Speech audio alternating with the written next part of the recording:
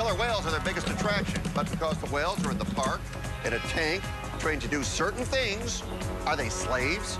PETA thinks they are. The animal rights organization filing suit against SeaWorld, claiming the constitutional rights of orca whales have been violated. They cite the 13th Amendment.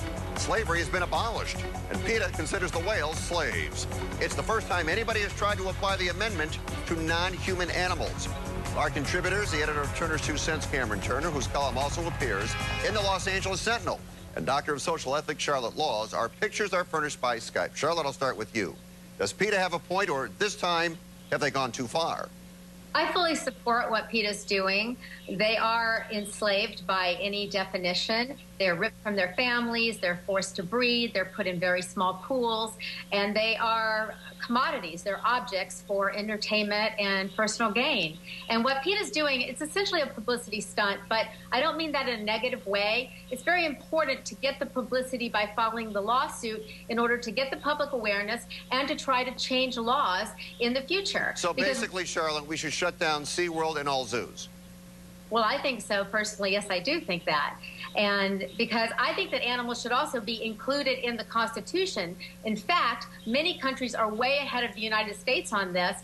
Switzerland, Germany, Ecuador, and even Turkey is considering it right now. And I think we should also have standing for in court. You know, animals should have standing in court. We have corporations that are persons, but animals, living, breathing beings, do not have standing. And so that's what PETA's trying to do, and I applaud them for what they're doing. Cameron, what do you think about this? As human beings, we certainly need to show respect to the other species with whom we share the planet, but there is no correlation between them and us. PETA's lawsuit against SeaWorld demeans the historic reality of slavery and the towering importance of the 13th Amendment. I mean, to equate Shamu and friends to the millions of human beings who were degraded, brutalized, stripped of their culture, and murdered under a racist system of forced servitude, that to me is just, it's beyond insulting. No less insulting, frankly, than if PETA had compared the SeaWorld whales to, say, the victims of Auschwitz or the victims of the Armenian genocide or the Sudanese genocide, the Trail of Tears.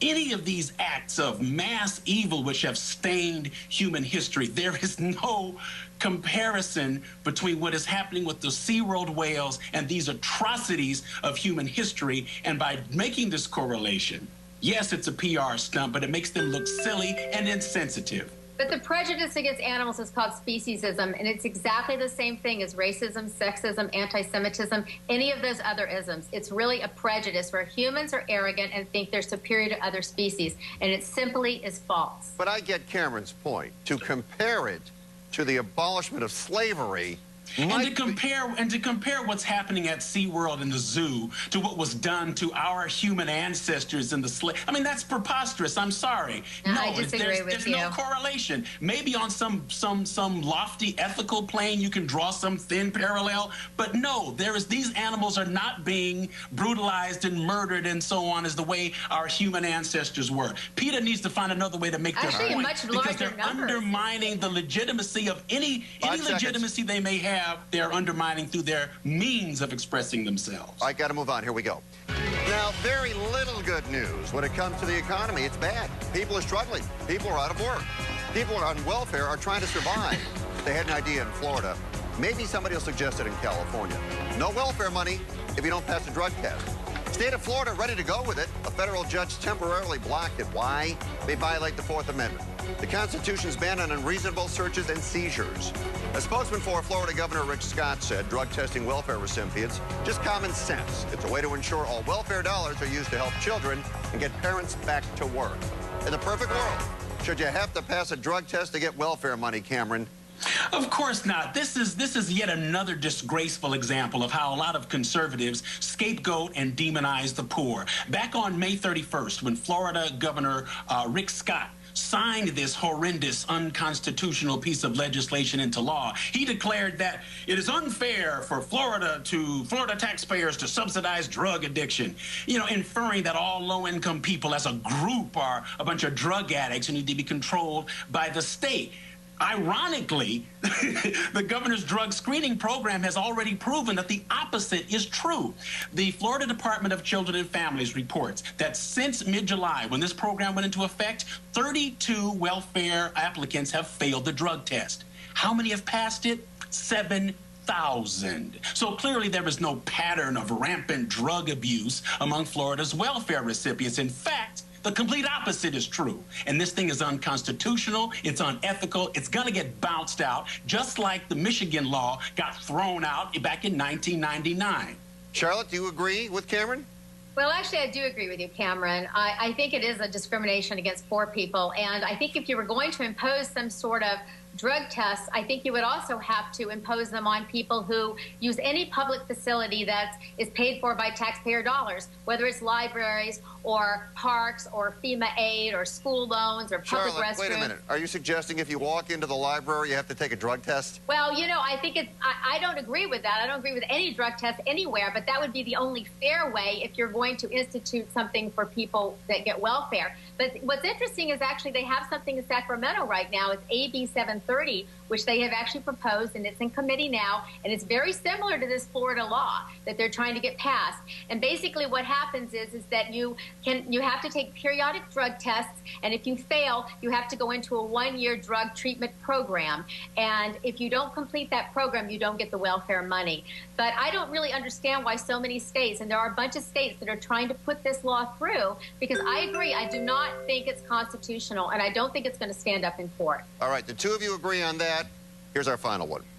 If you ride a bike on city streets, you felt like an outcast, like a snail in an elephant's tracks. Los Angeles has tried to protect you with new laws, giving more room and more rights to cyclists. Made a lot of people happy, made a lot of people upset. Cyclists in San Francisco must share the bike lanes with taxi cabs, at least when it comes to picking up and dropping off passengers. City says not being able to use the bike lanes is a safety hazard. Then again, if you're on a bike and all of a sudden a big yellow taxi pulls into your lane, it may be hazardous to you. Drivers' rights versus cyclists' rights. It's an issue that will not go away. Charlotte, if you were queen of the road, how would you solve this problem? Well, I want to be queen of the bike lane, Fred. But I know you're probably not going to like my answer because I am going to sound like a politician in this answer, but I really believe in compromise. I believe that it needs to be handled on a case-by-case, street-by-street basis where the community comes together and everything is looked at from physical concerns to safety. You're right. I don't like your answer. Because your answer, you're saying nothing. How do you feel about this? But, I feel both sides have a legitimate claim, and I think that it's a difficult situation. There's no easy answer, and I think it has to be broken down by from street to street. Charlotte, with all due respect, I can sit here and say that. What do you think? Who deserves more of the road? The cars or the riders? I don't think that one deserves more than the other. I think it depends on the particular street. But as for the San Francisco situation, I think that is sort of a compromise, except that I think that instead of allowing the cabs to drop off passengers and pick up passengers anywhere in the bike lane, they might want to allow only certain areas of the bike lane so that it doesn't really inconvenience the cabs and the pedestrians, but it's safer for the bikes. That would be my answer, Fred. All right, great answer. Whatever that meant. Cameron, do you have a straight answer? This issue really, I think, is resolved by this most recent decision, allowing taxi cabs to enter the bike lane for the purpose of picking up, dropping off passengers. That is a completely reasonable resolution and compromise to this conflict. I mean, it makes perfect sense. If you're a taxi, you're picking people up, dropping them off, handling luggage, you can't be in the street. You need to be up on the curb for safety's sake. And so that is not an unreasonable kind of a thing. I think the cyclists are just really kind of, being a little too militant on this deal. I've got to side with Mark Gruberg. He's the head of the United Taxi Cab Workers of San Francisco. And he said, the city's always talking about sharing the road, but the bicyclists get exclusive access to the bike lanes, and that just goes against that whole mantra. So a lot of the bicyclists are going onto the sidewalks because they're feeling like their safety is they're worried about it, so they're going on to where the pedestrians are. All right, no, I think that's fine, Charlotte. And by the way, if you're watching at home right now and you would send in a self-addressed stamped envelope we'll be happy to send you a decoder ring for what Charlotte meant in her last answer. Hey, man, can't we all just get along? Bikes and cabs live together. Kumbaya, y'all. Let's have some peace on the streets of San Francisco. Come on. All right, Kevin, Charlotte, thank you both very much. I'll talk to you guys again soon. Thanks.